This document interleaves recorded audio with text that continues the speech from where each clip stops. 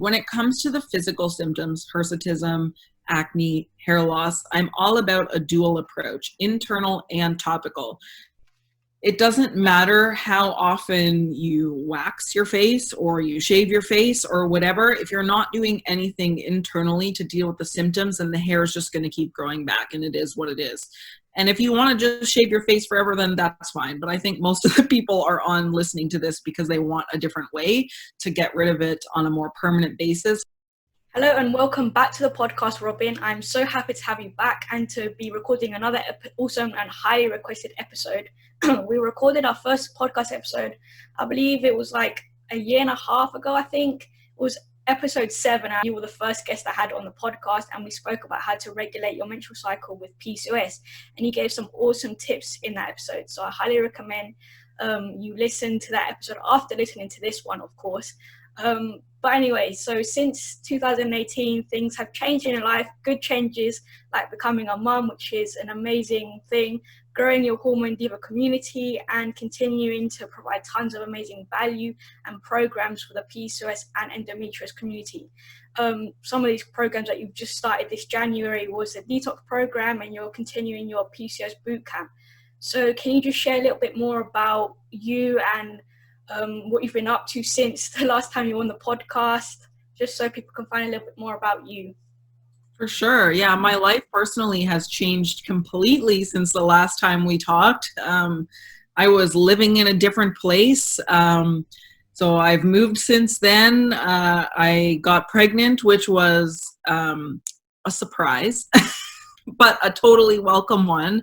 I had my son Ronan in June 2019, so he's a little over 7 months now, which is crazy. And the healing from that has been a long road, but I'm super excited to be kind of really back into my work now, just in the last couple of months, since like November, December, this is the end of January, and just really being able to get back in, because this is the stuff that I love to do, and it really fulfills me more than anything else. And so I started off this year with my community doing the detox. We're on day 2 right now. I actually did it in December with my boot camp group as well, but day 2, headache, brain fog, tired, super irritable, but we're going to do this, and it's going to be awesome. And this year, I'm actually going to be transforming my boot camp program into the Hormone Diva Society, which is going to be a membership, which is super exciting because, like on these podcasts, right, there's no end to the topics that we can talk about when it comes to balancing our hormones. And sometimes short-term programs, at least for me, don't allow me to like really dive deep on some of the stuff that I want to. And so membership is coming in March, which is really exciting. I've been working on that for like a month now, and I just can't wait. I'm so excited. And the topics like what we're talking about today, hirsutism, is going to be a big part of that, and what you can do, you know, with your hormones, with your food, supplements, all that good stuff in order to deal with these often embarrassing issues. Yeah, exactly. So that's so exciting. I'm so like happy with all like the good news and the new projects and just stuff that you're creating in the background behind the scenes. It's so exciting. I can't wait to see it all come to life. But yeah, like you said, we're going to be talking about hirsutism.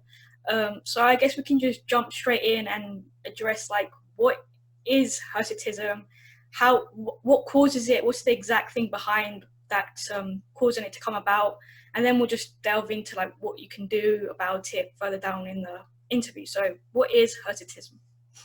Absolutely. Hirsutism is excess hair growth, essentially. Typically in women, this is going to show up on the face, usually the chin, jawline, neck, the mustache, and sometimes on other areas of the body like the belly, excess hair in the groin and pubic area, more than what would be considered quote unquote normal. There is a scale that is used sometimes. Honestly, it's usually just used in the research to kind of assess whether things are working or not. Your doctor typically isn't going to talk about the scale. I think it's the Fairman Galway, if I'm remembering correctly. And so basically it's just like, you know, where do you fit in there? How severe is it?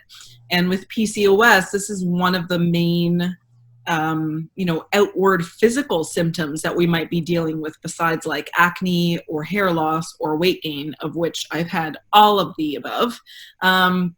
And there's some major hormonal stuff going on that's causing hirsutism in the first place. And one thing I want to mention before I kind of dive in on that is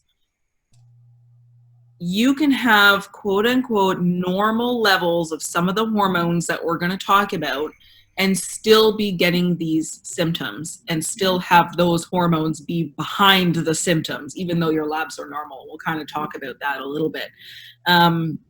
But the first thing that really needs to be looked at is insulin resistance. And this is a recurring theme with almost anything, any symptom of PCOS, insulin resistance being, an underlying causative factor. And that's in both lean and overweight women with PCOS. There's, it's kind of like a myth where if you're lean, I don't have blood sugar problems, I'm not gaining weight, but that's absolutely not true.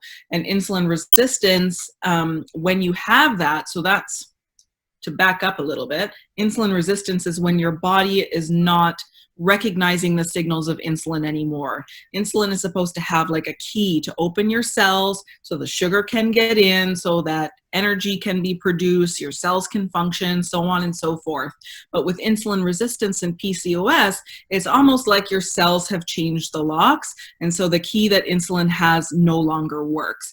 And so you end up with weird levels of insulin, potentially high levels or like huge spikes and dips in your blood sugar. And this leads to miscommunication with your ovaries. And so when this is happening, you're having insulin resistance, insulin in your ovaries are like speaking different languages. Your ovaries begin to overproduce testosterone, which is an androgen hormone. It's sometimes thought of as like a male hormone, but in fact, in small amounts, we as women, we need this hormone. It's very beneficial. But when we overproduce it, as in PCOS, it can lead to things like hirsutism. And it's important to realize, as I mentioned before, it's not all about what the number says on your lab tests, because you can have what looks like totally normal levels of testosterone on your blood work. But if you are more sensitive to these hormones than other women, if you have issues with your androgen receptors or metabolism of these hormones, if you have exaggerated activity of an enzyme called 5-alpha reductase, all of these things might not show up on labs, but they'll still cause you to grow this excess hair. And so here's the mechanism of how it works. Insulin resistance and inflammation, and also stress, your adrenal glands play a part in this, mean overproduction or increased production of these androgen hormones at the tissue site. So in the case of hirsutism, that's our hair follicles, right, on the body. This creates prolonged growth phases of the hair. It causes the hair to grow in thicker and darker, and it causes the hair to grow in thicker. And so this is where you kind of get that lady beard happening or whatever, and you end up needing to shave all of the time. And when testosterone is converted into DHT, this is the form of testosterone that really matters for hirsutism. It's dihydrotestosterone, or DHT. When this happens, then all of that lovely hair growth stuff is going to be happening on your face and on your body. So it's important not just to think about, we'll kind of talk about remedies, but not just to think about like popping a birth control pill or something to deal with this, but really taking a look at reducing that conversion of testosterone into DHT in order to get rid of these types of symptoms. And the other thing with when we have insulin resistance or high insulin is that research also shows it can affect SHB, sex hormone binding globulin, which can't obviously attach itself and take that testosterone. Actually, all becomes free testosterone. That's another thing that women with PCOS struggle with, is their SHBG levels. That's why it's important to be addressing the insulin resistance if that's what's causing your hirsutism. So with regards to high cortisol, how would that affect your globulin? And we tend to have lower levels of this, which means more testosterone ends up being free floating in the body than it should. And it's that free testosterone, not the stuff that's bound and being used for other things, that's converted into DHT via 5-alpha reductase, and then you get hirsutism. Yeah. So, I mean, with see all these other enzymes and hormones, often practitioners recommend the Dutch test, which shows you all the in detail kind of hormonal stuff that's going on, rather than just going to like a general practitioner which just does the general like testosterone, SHBG, if that, and stuff like that really shows you where exactly the changes are going on, which is a good thing to do if somebody's interested in doing that. So yeah, what are there any other particular causes that might be causing hirsutism apart from the insulin resistance? You said inflammation and stress. Yeah, so we can definitely talk about that a little bit. So there's different PCOS types, as those listening might be aware. I know that you talk about this quite a bit. And so let's say insulin resistance isn't your main, underlying causative factor of your symptoms. It may be inflammation. It may be adrenal related. Adrenal PCOS is a huge one, and it's often seen more in women who are like moderate to lean versus very overweight or obese. And so what's happening there is, instead of, or in addition to, your ovaries messing up hormone production, your adrenals will do the same, because your adrenal glands also produce sex hormones like testosterone, DHEA, which is another androgen hormone. They produce estrogen and progesterone in tiny amounts, and they take over production after menopause as well, when your ovaries are no longer functioning. And so it's really important to address adrenal function so that your body is not constantly stressed out in this state of like fight or flight constantly, because unfortunately your body doesn't realize that your life is not actually in danger, right? This whole mechanism of fight or flight, of stress response, was developed because we used to have life-threatening stresses all the time, right? Running away from predators, crazy weather, and so on, like tens of thousands of years ago. Like, this is a long, long time ago. But this mechanism has not evolved with us to our modern lifestyles, where now we have just stress coming at us all the time. And regardless of what the stress is, whether it's physical trauma, you break a toe, whether it's financial stress, family stress, work stress, whether it's, road rage, whatever, right? There's all kinds of different stress out there. Your body is still going to have that same reaction where your body's like, oh my gosh, something's happening. We are in danger.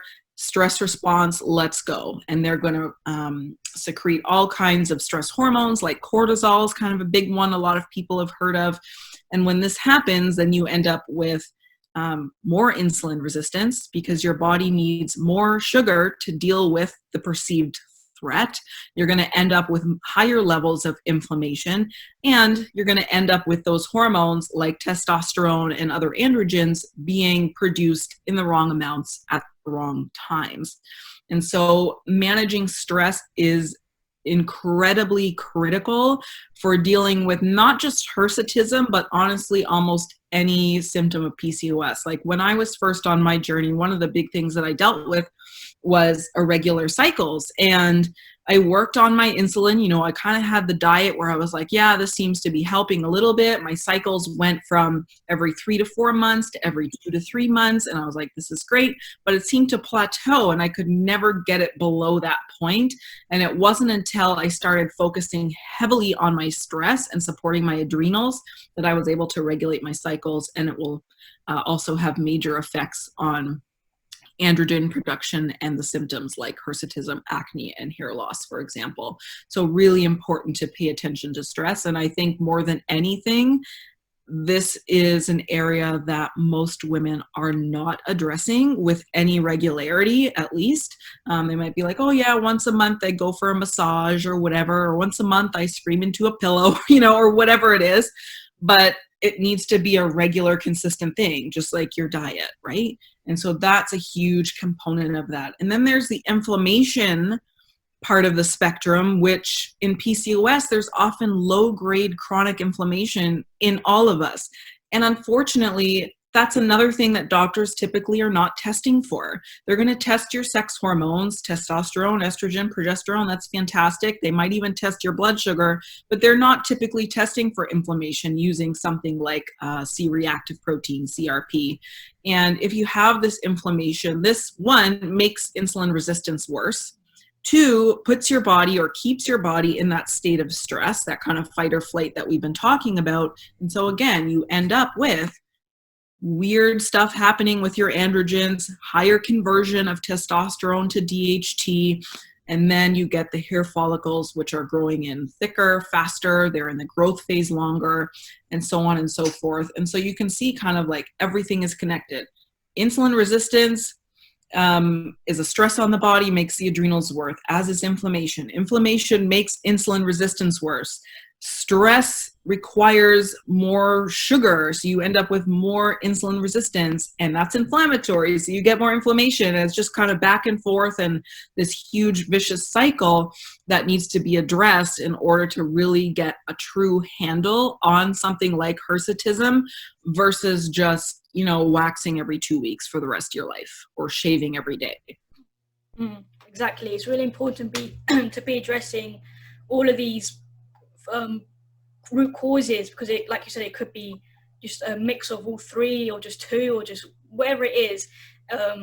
Waxing or whatever you personally do doesn't really address that problem, and you're just going to be doing it for the rest of your life.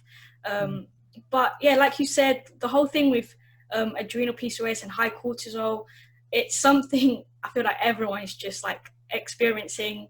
And I feel we really need to, this is like one of the fundamental things that you have to be addressing, because I feel like when you've just been diagnosed with PCOS, your doctor's like, lose weight. And then you end up like Google searching, like, how do I lose weight? Or you just go on a low calorie diet, and that's a stressor. And then you over exercise, that's another stressor, and that causes inflammation. And then you're over consuming caffeine because you need that energy to help with your fatigue, and then that's just more stress, and all this stress just like builds up. So it's just, that's really important to really understand that all these are stresses, and not just like a stress that you're just got an exam, or you're sitting in traffic, or your boss is being a annoying person that's causing you stress. So you're like, when we're going through all this stress, these male hormones are basically increasing to essentially like protect us from this high damaging levels of cortisol. So I feel like people think the androgens are the bad thing, but in a way they're kind of like protecting you from the high cortisol, which is really bad. So I mean, but yeah, like you said, we just really need to be addressing the root causes. So working with a professional to address that, and just delving into that. But yeah, is there anything else you want to address about the possible causes, or anything before we move on to what you think?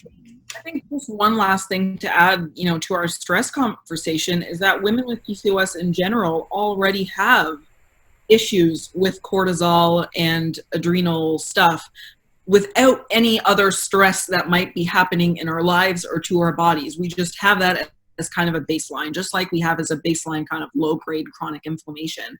And so it's extra important for us to deal with this stress.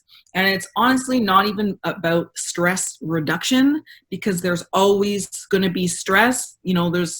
Sometimes we can get away from stressful situations. Like I have some clients who are like, yeah, my job is the main source, and they switch jobs or whatever. But regardless, right, there's always going to be something come up in your life that's stressful. It's much more in how you manage it and how consistent you are in managing that, where you're going to end up seeing changes in your hormone levels if you're getting any kind of lab tests, and then of course in your symptoms. Exactly, that's very true. It is really hard. Like, it's easier said than done. Just do this and your stress will go down, because stress really is everywhere, and some people take it a little easier than others, but it's really just about being consistent, like you said, and just every day just try and do stuff to just manage it a little bit better, so it doesn't affect you as much, and then eventually it just becomes, I guess, easier to manage also.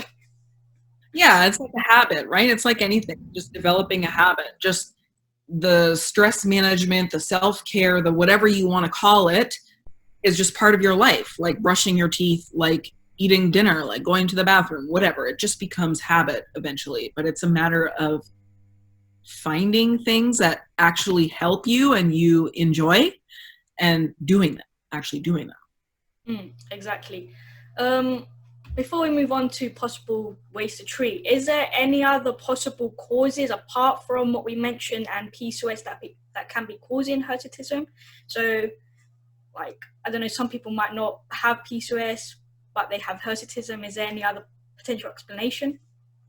Yeah, for sure. So, I mean, it's all hormones, right? Whether you have that PCOS diagnosis or not.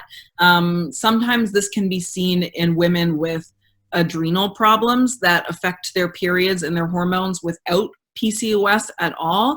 And that can often result in like amenorrhea, so not getting your period at all. It can result in the increased production of these androgen hormones like testosterone, DHEA through the adrenals. And so again, right, more adrenal stuff. There's also brain issues, right? Because all of the hormones that are being produced in your body are doing so because they've been signaled to do that by your brain. And so sometimes there's like pituitary issues, which is kind of like the master gland that tells everything else what to do in terms of hormone production. And some women will have pituitary issues or hypothalamic issues, the hypothalamus in the brain too, maybe a little bit of tumors or other things not functioning properly. But those are things that definitely require like more testing, more scans, potentially a specialist like an endocrinologist, something like that, in order to be diagnosed. Yeah. I'm glad we just addressed other potential factors. Okay, let's move on to the main stuff people want to know. How do I get rid of hirsutism? How can I just feel more confident and not have to deal with this symptom again? So how do we do it? All right, so there's lots of different ways to address this. And when it comes to the physical symptoms, hirsutism, acne, hair loss, I'm all about a dual approach, internal and topical. It doesn't matter how often you wax your face or you shave your face or whatever. If you're not doing anything internally to deal with the symptoms, then the hair is just going to keep growing back, and it is what it is. And if you want to just shave your face forever, then that's fine. But I think most of the people are on listening to this because they want a different way to get rid of it on a more permanent basis. Or even like imagine if you're someone who has to shave on a daily basis, imagine what it would be like for your life to only have to do that half the time, even every other day or once a week, or maybe waxing, I've had some clients, they're like, I wax and 7 days later already it's coming out. What if that lasted you a month, right? And so even slowing the process of the hair growth can be incredibly helpful. But the majority of that change comes from working on your body internally versus what you're doing externally. But I definitely want to talk about both because I think both are important. So if we start with internal, right, the focus has to be on the things that we discussed, the insulin resistance, the inflammation, and the stress. And the ways that you can do that will vary from person to person. But typically, right, the diet that you have, the food that you're eating, and of course, the amount that you're eating. You mentioned, calorie restriction already is kind of being a stress and not so great. But your food, there are supplements that can help as well. And then all of that stress management piece. So maybe we'll start with the foods a little bit in order to deal with this. So for inflammation and insulin resistance and the stress, it's really important to eat enough fats. This is critical. So many women for years and years have done low-fat diets. I've done it as well because I thought that's what you do, right? Fats are bad. Fats give you heart disease. Fats give you diabetes. Fats make you fat, whatever. It's absolutely untrue if you're thinking about healthy fats. And one of the things that I notice for the women that I work with privately or those I worked with in my boot camp in the past, when I look at their food diaries, they're like, oh my gosh, I eat so clean. Why am I not seeing results that I want to see? And so I look at their food diaries, and the one thing that stands out to me 99% of the time is that there's not enough fats. They'll be like, oh, I'm having chicken and salad or whatever. Well, where's your fats? I'm having, a smoothie with banana and spinach and protein powder. Well, where's your fats, right? Fats are the only macronutrient out of fats, protein, and carbs that have no effect on increasing insulin or blood sugar. Protein does to a small extent, and then of carbs do every time. The more processed, the more of that spike of sugar that you're going to see in your blood levels. But fats don't have that effect. And the more fats you eat, the less insulin that your body needs, and the more you're able to become resensitized to that insulin, so you can get rid of that resistance piece happening. And so I'm always telling them, have fats with every single meal and snack. Every time you eat, there needs to be a healthy source of fat, and probably more than you think, right? It's not just a teaspoon of olive oil you use to saute your vegetables in, right? It needs to be more than that. And so that's really critical. Some healthy sources of fats, some of my favorites for PCOS, avocados, nuts and seeds, especially chia seeds, hemp seeds, flax seeds, walnuts are fantastic, Brazil nuts, fatty fish, like salmon, mackerel, sardines, anchovies, meats that have fat with them. So like a chicken thigh has more fat than a boneless, skinless chicken breast, or eating the skin, or having beef, not extra lean ground beef, but maybe medium or lean or something like that, so that you get more fats in there, as well as olives and olive oil, coconut products, like full fat coconut milk from the can, coconut oil, coconut shreds, whatever, right? There's no end to the sources of good fats that you can include in your diet, and it needs to be there every single time you eat. So that's number one in terms of food. The second thing when it comes to food is eating foods that have specific nutrients in them that have been shown to help with androgen levels. So there's a few that I'll touch on here. First one is omega-3s. These are sometimes used in fish oil supplements, so that's where a lot of people have heard of omega-3s before. And typically, we tend to have more of the omega-6 and omega-9 than omega-3. And those 6 and 9 are much more inflammatory than 3. So we need to make sure we're including a lot of omega-3 sources. And most of those fats I was mentioning are the omega-3s. Chia and hemp seeds and walnuts and fatty fish in particular. And a fish oil supplement certainly never hurt anyone, but you definitely can't out-supplement a bad diet. So eat these foods, Google it, omega-3 foods, put them in your diet. Really, really important. This is helpful for inflammation. It's helpful for stress response in the body. It's helpful for insulin resistance, and it lowers androgen levels. So those foods are really important. Second food type, nutrient type, is zinc. Zinc is a mineral that often women are deficient in, especially if there's hormonal imbalances. And so getting sources of zinc can help to balance out androgen levels. Beef, lamb, sesame and pumpkin seeds, lentils, cashews. Again, Google it. Get on the internet, find some zinc foods, get those into your diet. Really, really critical. And then magnesium. Another mineral. Magnesium is used in over 300 different ways in the body. I mean, it's so powerful, and we are so deficient in this mineral. So leafy greens, pumpkin and sesame seeds, again, black beans and any kind of legumes really will have a good amount of magnesium in them. Oats as well, fantastic for magnesium and also adrenals and stress response and calming that in the body. So getting those magnesium foods in. And then any foods that are high in antioxidants, anything that's going to help to reduce inflammation in the body is going to help with all of these kind of hormonal patterns that we discussed before. So the more colorful the food, likely the higher in antioxidants it's going to be. Berries, leafy greens, carrots and sweet potato, the kind of orange family, as well as allium. So onions and garlic, really, really high in antioxidants, and green tea. And green tea has also been researched and shown to be fantastic for reducing androgens as well, and just being good for hormones in general. So those are kind of the main foods that you can be adding in: omega-3s, zinc, magnesium, and antioxidant foods. So really critical to kind of get those in. And then, right, we've talked about what to include. What about what to avoid in terms of diet? Inflammatory foods, processed oils, any oil that you buy to cook with that's clear or almost clear on a shelf is typically going to be a processed oil. Depending on where you live, that might be whatever they call quote unquote vegetable oil, cottonseed oil, canola oil, sunflower oil, safflower oil, peanut oil, corn oil, you name it. If it's like clear or yellowish clear, it's processed, it's inflammatory, and it's going to wreak havoc on your hormones and your hirsutism.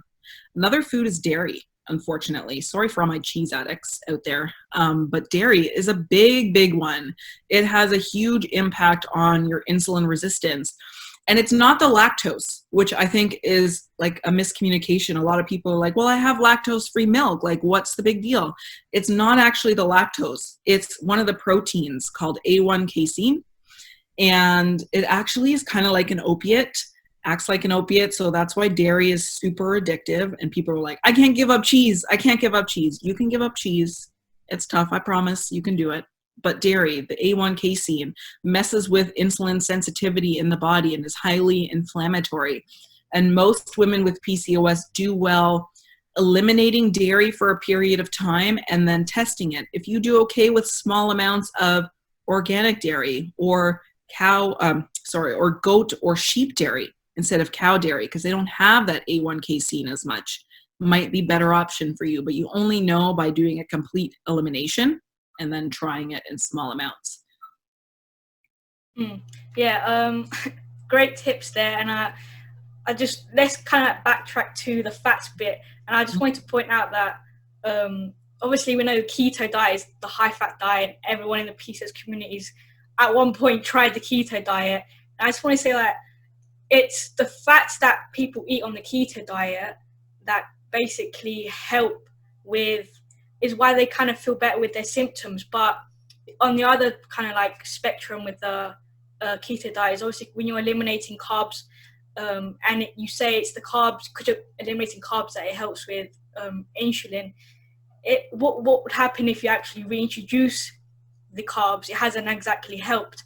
So rather than following a keto diet or like, people just have to go back to basics and just not be thinking about, oh, I have to follow the keto diet, or I have to follow the vegan diet, or I have to follow this diet, that diet. Just literally just go and start from basics. Just follow a whole food diet. Get all these natural whole foods, colorful foods, put them on your plate and just experiment with different meals and recipes. And it's just stuff like that. Sometimes you just think, like, you really don't have to delve into these different diets, and you just stock up on all these nutrients and foods, because there is no best diet for like PCOS. You just have to find what works for you. And that's just one of the like big things I wanted to touch on. And another good tea that was, well, I guess it's not like certain tea, there's like been research into it, but spearmint tea is another good one that they say is anti-androgenic, so people can add that to their little grocery list. But also dairy is another one. And I think just choosing maybe goat or sheep's milk, like you mentioned, that have A2 casein and not the A1, which has been shown to cause, is getting people to not be consuming cow's milk. Just maybe choose those ones and see how you feel, if your body kind of responds better. But those are some great tips. And I just think people just have to start, like, not overwhelming themselves with what they read online about avoiding this and avoiding just so much food, and just obviously avoid the foods that are highly inflammatory, like the process. Everyone knows all that stuff. You just have to implement it at the end of the day. Everyone knows all this stuff. It's just that thing that, oh, I don't want to stop eating bread or whatever, some other kind of stuff that are inflammatory, and just end up just doing it if you want to see the improvements in your symptoms at the end of the day.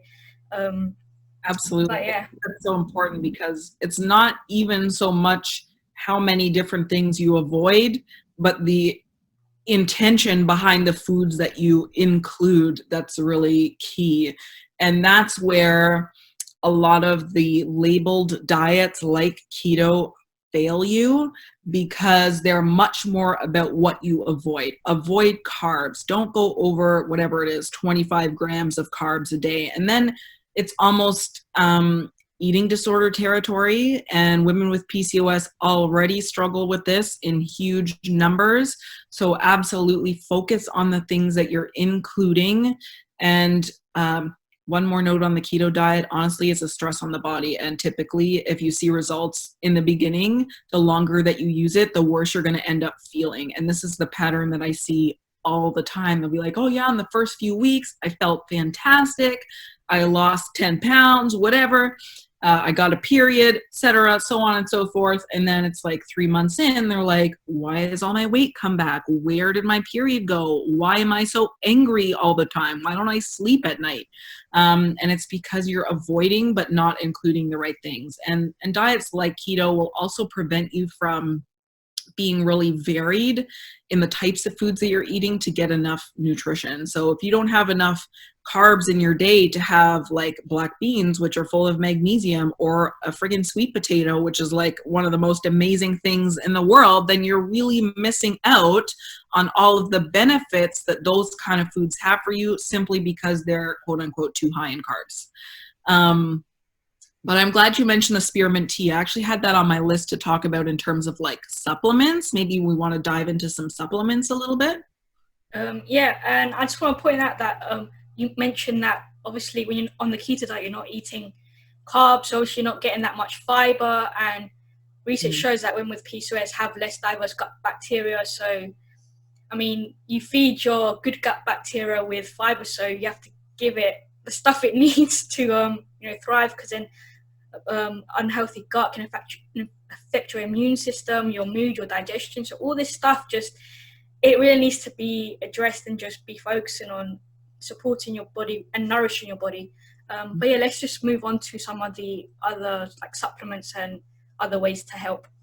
Definitely. So the spearmint tea that you mentioned in the research is 2 cups a day, and it works on that 5-alpha reductase enzyme that we talked about. So it's really reducing the conversion of testosterone to DHT, which is fantastic. For a lot of women, it works really well. And that can be a really easy thing to add to your, daily routine, or to add in as a habit. Just 2 cups of that a day is fantastic. But there's a couple of other supplements. There's 2 other ones I thought we could touch on a little bit that are helpful and have lots of research to back them up in terms of their ability to help with PCOS in general, to help with the insulin resistance, inflammation aspect of what we've been talking about, and reducing those androgens. The first one is inositol, which is kind of sort of technically a B vitamin. In the research, there's 2 forms that have been shown helpful in PCOS, myo and D-chiroinositol. But your body needs these in a very specific ratio. And there's one company, and I know you love it too, called Theralogics, that makes a product called ovositol, which basically combines both forms of inositol in the ratio 40:1 that your body requires, in a super easy to use powder that you just mix into water or whatever. I have mine mixed into my big jar of water right here, and you don't taste it or anything like that. It's really easy to use, and it has fantastic research for dealing with androgens, insulin, regulating menstrual cycles, helping with fertility as well. So this is a really good supplement to take in addition to any kind of diet stuff that you're doing. And then the second one that I thought we should mention is N-acetylcysteine, or NAC. This is one that typically women with PCOS who have done their own Googling and research aren't taking. If they are, it's probably because it's been recommended to them by a practitioner, someone like us, or a naturopath, or whatever. But this is a fantastic one for PCOS. It's highly anti-inflammatory. It helps to support the liver as well, so that you can metabolize hormones better. It's really great for insulin resistance, which we know is a huge component behind hirsutism, and also really great at reducing androgen levels, like ovositol, helping with like ovulation, menstrual cycle regularity, and all of that. And when it comes to NAC, you want about 600 milligrams 3 times a day. That's what's been used in the research. Although I have had some clients have some success doing 900 milligrams twice a day. But the idea is like 800 milligrams a day in divided doses when you're using the NAC. Yeah, and I wanted to mention that the most recent blog post I have is on inositol and the benefits. So if anyone wants to find out more about these benefits and how they can actually help with insulin resistance and fertility and other symptoms of PCOS. I'll have it linked in the show notes. Because there's a lot of research done into inositol and both the most popular ones, Mio and Decairo. With like insulin resistance, women are not converting enough Mio to Decairo, or excreting too much Decairo. So supplementing with either Mio or just both can really help the insulin resistance and increase your sensitivity. Those are really the most popular supplements as well. Is there anything else that we should touch on, or like any piece of advice or anything else that's come to your mind? For sure. So we talked a lot about the internal stuff, but maybe we can just really briefly touch on the topical, because I'm certainly not like an expert on like laser and electrolysis and stuff, but I think it's worth mentioning a little bit that there are some topical solutions that can help either short term or in a longer term, like laser hair removal. And there's even at home devices that you can purchase to do this at home. So the one that I have for the laser is called Tria, Tria, and they have an at-home laser that's super easy to use. However, when it comes to laser hair removal and also electrolysis, your skin type and hair type matters. And these treatments tend to work best on those with lighter skin and darker, coarser, thicker hair. So if you are someone, let's say I've had some clients who are like, they have blonde hair and light skin, and they have the hirsutism, but when it grows in, it's very light colored hair. This doesn't work so well for the laser. Or if you have dark skin and dark hair, it doesn't tend to work as well. So if you're going to get an at-home device like Tria, definitely best to kind of read on their website all the answers to that, whether you're a good candidate or talk to one of their customer service people, or if you go to a practitioner who does laser hair removal or electrolysis, they'll be able to look at your hirsutism and say whether you're a good candidate for that, because those are pricier and more invasive strategies to dealing with this than simply doing the internal stuff. And then there's waxing, shaving, plucking, all of which can cause damage to your skin over time. A lot of women will end up with like razor bumps from shaving all the time. And so even though you've gotten rid of the hair, you're still embarrassed and lack confidence because you've got bumps all over from shaving all the time and different things like that. So it's definitely worth seeing someone who specializes in the topical to be able to tell you what the best treatments are for you. And there's even things like essential oils that can be helpful. Again, I'm not an expert in this, but there are some like spearmint, just like the tea, spearmint essential oil, or peppermint, lavender, and tea tree have all been shown to be helpful in dealing with this. But it doesn't matter how many oils you slather on your face. If your diet sucks and you don't have a couple of really targeted supplements in your regime, then you're not going to see the difference in the hirsutism that you really want to see. Yeah, I agree. It's important to trying these stuff, but obviously reading the recommendations if it's for your skin tone or whatever the recommendations are. And I also just wanted to point out, what if your doctor, when you go to a doctor and you're saying that you're obviously experiencing hirsutism, and they recommend a medication, like obviously we know the birth control pill is a common recommendation, or spironolactone. What would you say to our listeners who have been recommended this or have seen this online, or are thinking of asking for medication? Does this kind of stuff help PCOS and hormones and the symptoms, or? Great question. These things can seem to be helping, and your doctor will tell you it will quote unquote fix or cure or balance your hormones. 100% untrue. What those things are doing is especially in terms of birth control, is giving your body synthetic hormones which mask the real stuff that's going on. And when you take these medications, if you see, some women see no difference, some see an improvement, some see a worsening of their symptoms, but let's say you did see a small improvement. It can be difficult to come off those medications without a massive flare-up of the symptoms that you had that led you to decide to take these medications in the first place. I have a lot of clients come to me and they're like, I'm on birth control. I've been using spironolactone or maybe even metformin is sometimes given to help with these issues because of the blood sugar piece. And they're like, I don't want to be on it. I have side effects from it. I know it's not good for me, but I am scared to death of coming off of it because I don't want my beard coming back. I don't want my acne coming back. I don't want to go back to irregular cycles or prolonged bleeding or whatever it is, right? And so it's very difficult. And when they come off of it, they often have that flare up. It's almost like a second puberty at times, the way that things come up. And so if you are not on those medications now, but you've been considering them, in most cases, I highly recommend not doing it. If you have a targeted plan in place to use your diet, supplements, stress management to deal with this issue, yes, it may not fix it as quickly as these medications might seem to, but in the long run, these medications truly fix nothing. And unfortunately, these are not things that you want to be or can be on for the rest of your life.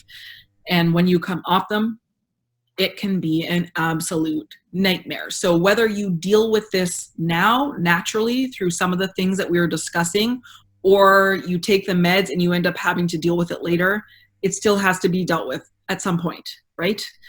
Or you just have to keep living with the symptoms that you have. And so definitely I'm not a fan of these medications. I've seen a lot of women really struggle and often become very anxious and moody when they stop using these medications, even in addition to the flare-up of hirsutism or acne or anything else that might come. So while it seems like a really easy fix, in the long term, it is not a fix at all. And you will just end up having to deal with this at some point. You know, just face it now and deal with it, and it'll save you a lot of time and heartache in the future. Yeah, unfortunately, there's no quick fix or like magic cure. Because I feel like we've all been there when the doctor suggests a pill. Like, for me, the birth control pill is going to fix your PCOS. I was like, yeah, just give it to me. Like, easy, I take it. Give me all the pills. But yeah, it doesn't work. It just makes stuff worse. It's just a band-aid on the problem. At the end of the day, like you said, you have to address the problem. If you take the pill and you see the symptoms improve, like, it hasn't fully addressed it, and at the end of the day, you're going to have to address it, so might as well just address it now and just get it all over and done with, rather than having to deal with it. Well, like, can I address this while I'm on those medications? And you can support your health at any time, regardless of whether you're on meds or not. However, you cannot truly reverse this or deal with the underlying causes while you're on the meds. Yeah, you can support yourself, so maybe you have like less side effects from these medications, or you kind of prepare your lifestyle to wean off these medications, or whatever your choice happens to be. But you cannot take medications like birth control, like metformin, like spironolactone, and also fix the underlying root causes. You just can't do both at the same time. Yeah, we can't expect just to take the pills and not be addressing our diet or our exercise or our stress, and just expect that the pills will just come in and fix everything on their own without us doing anything. Unfortunately, stuff don't work like that. But yeah, we have to just if you're going to take the pills, make sure you're just addressing the holistic approach, and then coming off the pill, whatever pill you're on, if you're on a pill.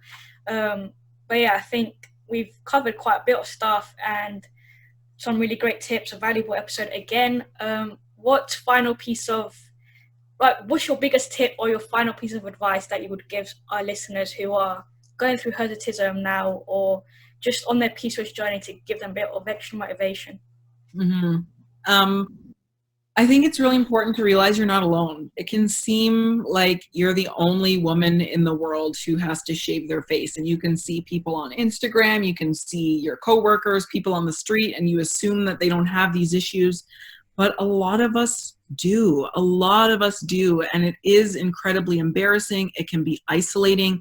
But the more you surround yourself with a community of women who get it, whether it's a group program, whether it's a Facebook group, whether it's finding people local to you who have PCOS or whatever, and just kind of being friends with them or whatever, you're not alone. Find other people who get it, and it becomes much, much easier to accept your body where it is and also deal with the issues that you're experiencing.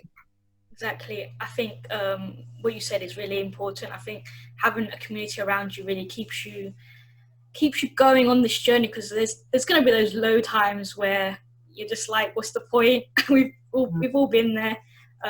It's going to happen. Having that community, that support system, really like keeps you on track, keeps you motivated, and just on course to just doing what you're doing, just improving every day, day by day, just making small steps for the diet, your lifestyle, and eventually the symptoms will reverse and you'll feel a lot better with your self-esteem and your happiness, and you'll just have more energy. All this kind of stuff, just it all takes time. Like PCOS doesn't happen overnight. You don't wake up one day and you've just got PCOS. It happens gradually, and then like all these symptoms just become exacerbated. So we have to take it day by day and make the changes and just be patient. But yeah, having a support system is really important. So finally, how can our listeners connect with you? So we mentioned your coaching programs, but you can recap with your social media as well, and any other stuff to mention, and I will link them in the show notes. For sure. So definitely my website's a great place to go. I have several articles on hirsutism over there, thehormonediva.com.